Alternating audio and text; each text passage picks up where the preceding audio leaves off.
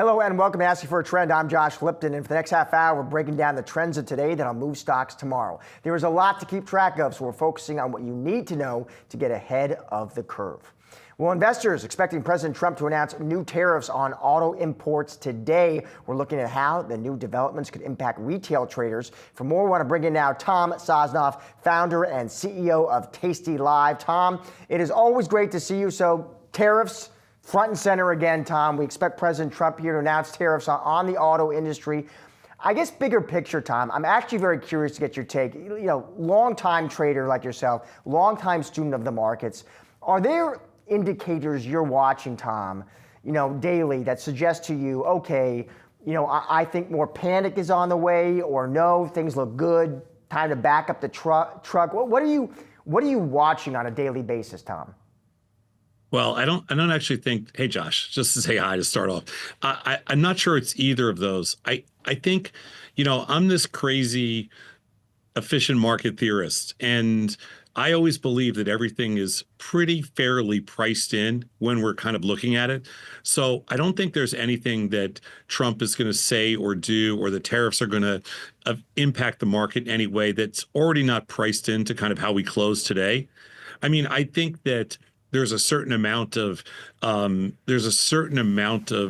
little premium pumped into volatility right here, just because there's a little bit of uncertainty. But for the most part, I think the markets have pretty much internalized, whatever is going to happen. The uncertainty's been priced in. Let's put it that way.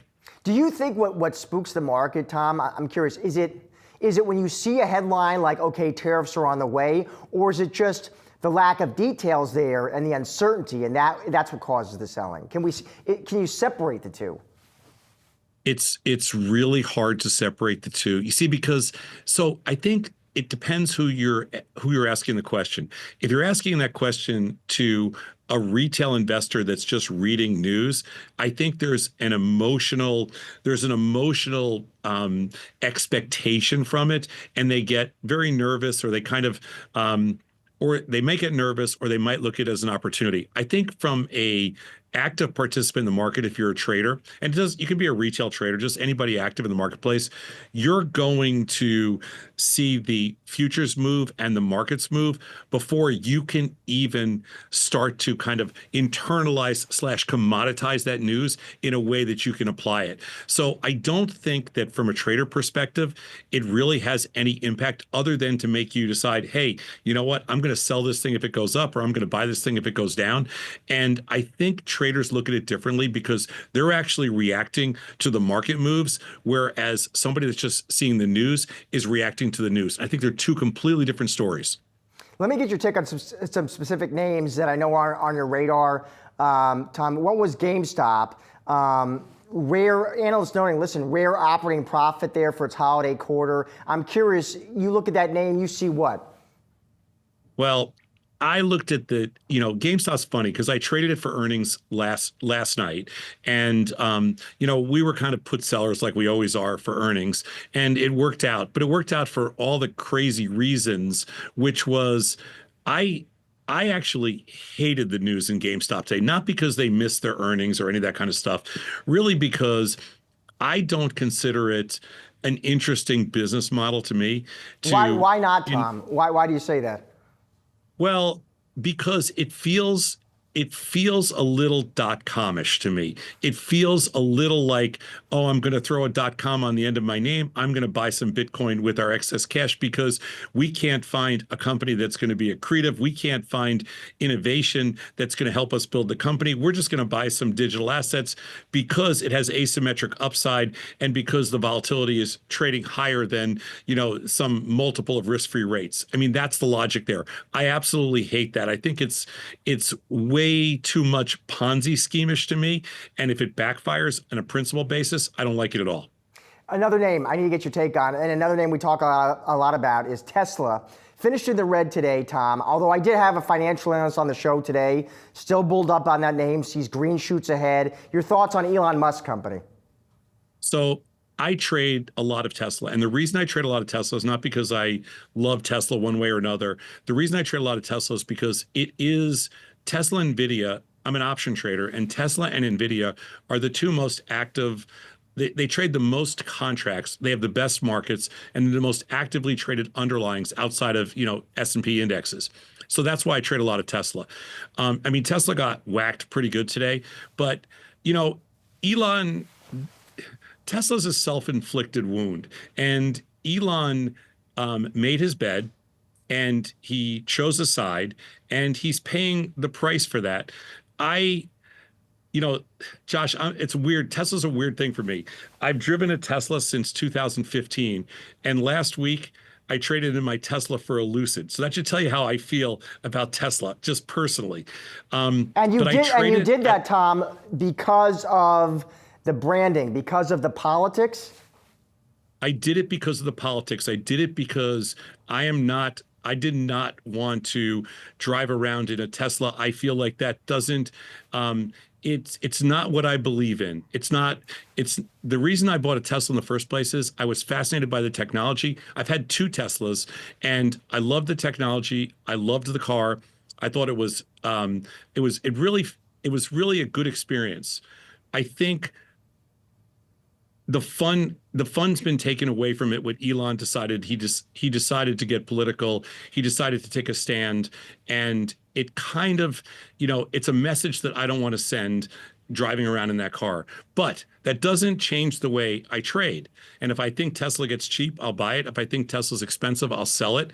And for me, I think Tesla right now is kind of middle of the road, but I don't think it has the asymmetric upside that it once had. And in fact, I think it has some pot odds risks to the downside. And I'm definitely not a Tesla bull. I'm a Tesla premium seller if I'm anything else. But listen, he made a choice, and that's you get what you get. Listen, I see plenty of Lucids in my suburban New Jersey. That's a beautiful looking car, Tom. Final question. I do want to get your take on gold. The record run we've seen. I'm curious, what is the message, I guess, Tom, you think the metal is setting us as traders, as investors? And do you see that run as sustainable? Well, gold's been on a crazy run, and I do trade gold also. And it really hasn't had a downtick. It's been almost, hyperbolic. I would say that gold is interesting on a couple different levels. The gold-silver ratio is very high right now. So if you wanted to be long silver and short gold, that's an interesting trade to me. The other thing that's interesting is that gold has been, it's almost traded like a flight to quality, which is kind of what bonds used to be. And there's used to be some, safe stocks and things like that. But now it's pretty much been turned over to gold. And gold is really the only flight to quality asset out there, or the only asset that's acted like a flight to quality underlying. I think personally, gold is a little rich up here, and it hasn't rolled over yet, but I feel like gold has limited upside, maybe a few more percent, and I think it's got decent downside potential. So I think gold becomes a very interesting short at these levels, but a careful short, a small short. But I like gold from the short side. I think it's got $200 of downside and maybe $50 to $100 of upside here. So that's my take on gold. I think it's rich. It's had an unbelievable run. It needs to pull back a little for it to be interesting again. Tom, we covered a lot of ground there. Thank you so much, my friend. Always great to have you on the show. Anytime. Stick around. Much more Ashley for a Trend right on the other side. Stocks close lower as investors digest changes from Trump on coming tariffs. Yahoo Finance's Josh Schaefer joins us now with the trading day takeaways. Yeah, Josh, we had a few quiet days in terms of tariff news, right? But today Wasn't that nice? A nice bounce. And then you got bounce in stocks, right? So today you hear more about tariffs. We're actually awaiting right now. We're waiting to hear from President Trump on what he's going to say about auto tariffs. But it was interesting just to watch the market action sort of as that played out throughout the day, right? So we take a look at the major averages, the S&P 500 on the day. We'll go to that first. So the news first came out around noon here. That was a report by Bloomberg. Eventually, the White House confirmed it, that we were going to hear from President Trump. But stocks just went straight lower. And so that narrative, largely unchanged, again, led by big tech, has been the market doesn't seem to want these tariffs. The market doesn't seem to want confirmation that we're getting these tariffs. And again, Josh, I think the interesting point here, tech continuing to lead the market lower, right? Remember, these are auto tariffs we're talking about. Maybe that impacts Tesla, which is sort of a tech company. Maybe it impacts Ford, GM. But does that really impact Nvidia, I guess maybe to some extent, right? Does that impact Palantir when we look at some of the stocks that took large dips off of this news? Even a Palantir, if I can pull that chart up for us, that took a big dip at noon too. And so what you're continuing to see is sort of this unwind of that momentum trade, that heavy tech trade, and not necessarily tariff-specific companies, but just stocks sell off when we hear about tariffs. What's interesting too, Josh, to think about what actually kind of spooks people, whether it's the tariffs or is it the uncertainty from the tariffs, right? And today was like a great example. And what I mean is you get a headline and it says, okay, President Trump expected to announce tariffs on the auto industry. But then if you're an investor, that's actually all you have. You don't have level and scope. You don't have were there exemptions. Did somebody get a carve out? You don't even have a timeline. Like, is it announced today? Does that mean it's implemented today? And I wonder if you could even sort of, I was talking to Tom Sosnoff about this on the show today. Can you even actually separate those two? Yeah, no, I think it's hard to separate those two, right? So I was just reading research from Citi Stuart Kaiser after the close. He's a trader over at Citi, and he said he's still just not buying this dip, right? What's caused all of this red on your screen in markets over the last month has just not been removed. He said the tariff uncertainty, so again, sort of the tit for tatness too. He said it might take a couple weeks for this to fully unwind, that side of it. And then he said if you think a weak consumer is part of this sell-off, we certainly haven't gotten a lot of data that's really counteracting that, right? So the risks that spawn the sell-off, we don't have positive answers for. So several traders sort of saying, maybe it's not time to get back into this market yet. Feel super confident in the bounce we've seen over the last couple of days. All right, Schaefer, point number two. Point number two, Josh, I'm going to go back to our board here. Point number two, S&P 500 targets are getting cut again, right? So S&P 500 target from Barclays moves. That made a lot of headlines. Well, That's because a smart crew. Yeah. Barclays has been pretty bullish too, right? Vinu Krishna over at Barclays was at 6,600. Now he comes down to 5,900. What stuck out to me about this is what you're seeing on your screen right there. Tariffs and weakening survey data, him essentially seeing we now see the U.S. economy growing at a weaker pace over the course of the year. That's going to weigh on stocks. That's really been a common call among a lot of these S&P 500. So he's flagging tariffs. He's flagging what he sees as deteriorating economic data. He did still like big tech, though, right? Which was basically in part that was a valuation. Yeah. So I mean, it was very interesting. So if we take a look here at just sort of your 52-week high screen, I'll go to an intraday and we can see how far we are off those 52-week highs. A lot of Mag 7 about 20% off their all-time highs, right? And so he basically argues, at this point, looking over the last 2 years, these stocks are probably as cheap as they've been.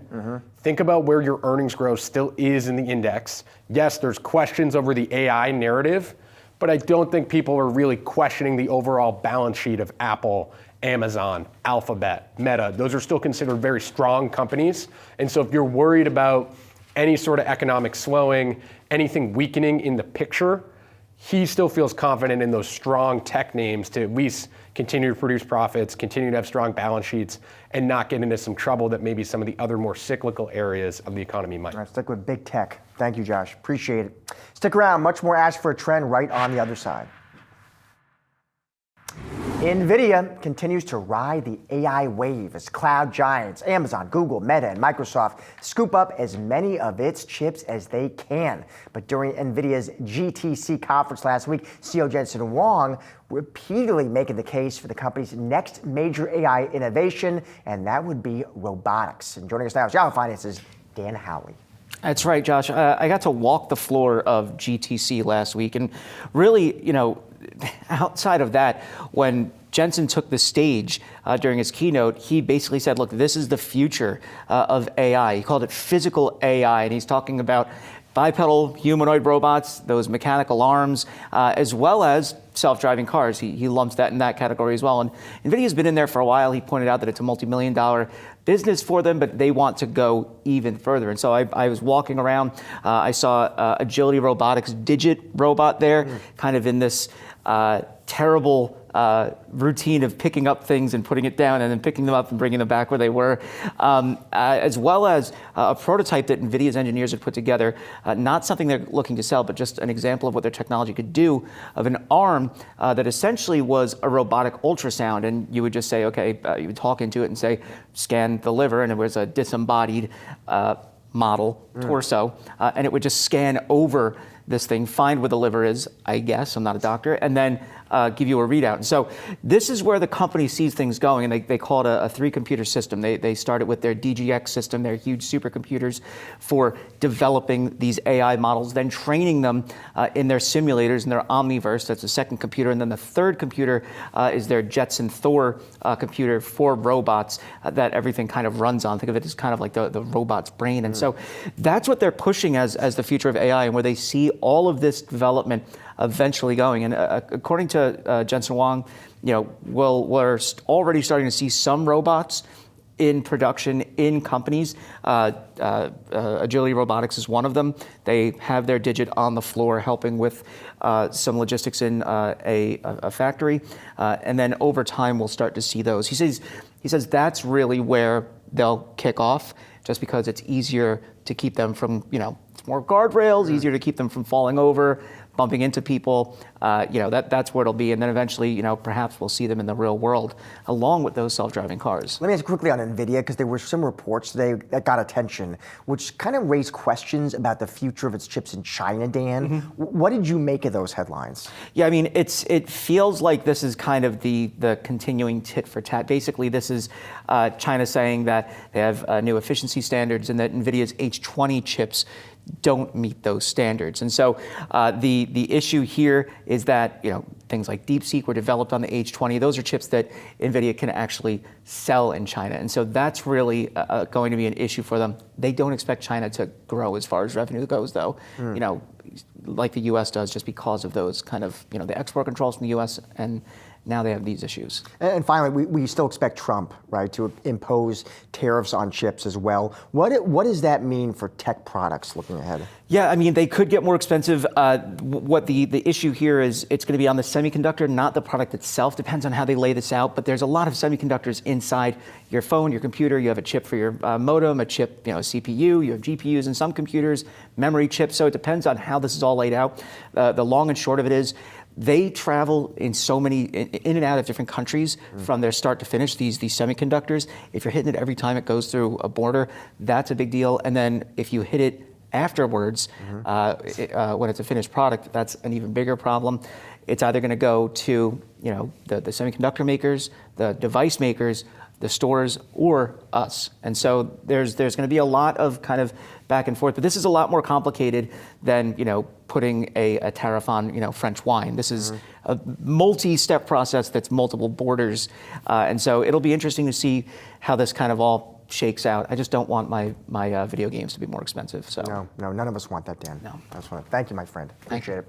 All right, let's take a look now at what's trending after hours. Petco shares surging after the company provides a better than expected outlook. Adjusted EBITDA guidance for the full year and first quarter coming above Wall Street's estimates. Petco Health and Wellness Company expecting double-digit adjusted EBITDA growth in 2025. Next up, let's take a look at Jefferies here. The financial group moving lower. That's after it revealed its fiscal first quarter earnings declined amid a drop in investment banking and capital markets revenue, with activity hurt by uncertainty around U.S. policy and geopolitics. Results mark a reversal from a year ago when momentum in trading and deals was starting to build. And GameStop shares, they're falling after hours. The company announcing plans to offer $1.3 billion of convertible senior notes. This is coming after the company reported earnings yesterday and taking a page from strategy, saying it will invest corporate cash in Bitcoin. That is a wrap on today's Expert Trend. Be sure to come back tomorrow at 4:30 p.m. Eastern for all of the latest market-moving stories affecting your wallet. Have a great night.